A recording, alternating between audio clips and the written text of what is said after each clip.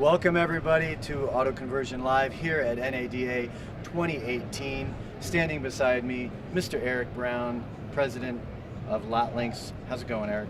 Having a great time. Great show, great people, fun to be with you. Thank you. It's always good to run into you as well. It's great to see you folks here on day 3, final day at NADA 2018. So, Eric, tell us what's new at LotLinx. So there's a lot new at LotLinx. One, the Chicago office itself, we recently moved it, dramatically expanded, I think 4x over our old one. And a lot of that's because of the growth, dealers adopting the technology that we have, the artificial intelligence. And that's, of course, that growth is being driven by the results we're driving for the dealers as well. Where is the new location? It's at 200 Madison, just at the corner of Madison and Wells. Beautiful building.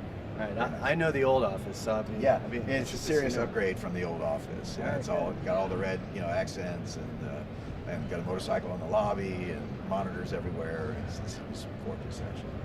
Great. So speak to us briefly here. LotLinx deploys, AI and machine learning technology. How has that changed and advanced over the past year or so, and how is that benefiting your dealers? So the whole point really behind machine learning is to learn. So it's really interesting to watch, sort of the hockey stick as the machine gets smarter. In fact, today it takes us half as many shoppers. We have to target half as many shoppers today and deliver them to a vehicle than we did a year ago. So that's dramatically reduced the cost for the dealer. And in fact, our cost of sale now for a car is generally 80% less than the national average. Okay. That's very exciting. Okay, so the cost of sale related to the LotLinx technology is 80% less than it was a year and a half ago. I should say it's 80% less than it was a year ago. It's 80% less than the traditional or industry average. Gotcha. But it's half the cost it was a year ago as far as our cost. So it's down under $100. It's very exciting.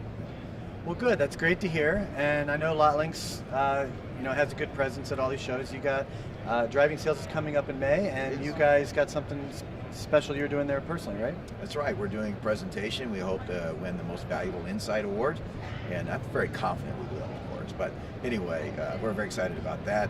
We'll get a chance to talk about a little more detail how machine learning is really moving the benchmarks, right? It's moving the needle for our dealers, and actually, what's really interesting to me is machine learning now. You're seeing it all through the hall, right? It's being applied to CRMs, the call centers, to everything you can possibly, because it does really learn faster than we can, right? And then drives cost and increases proficiency for the dealer. So we're seeing that virtually everywhere in the industry now. And as we discuss leading up to this, something important for dealers is how machine learning is benefiting them, which you explained. I actually like the analogy that you gave. Can you do the analogy real quick?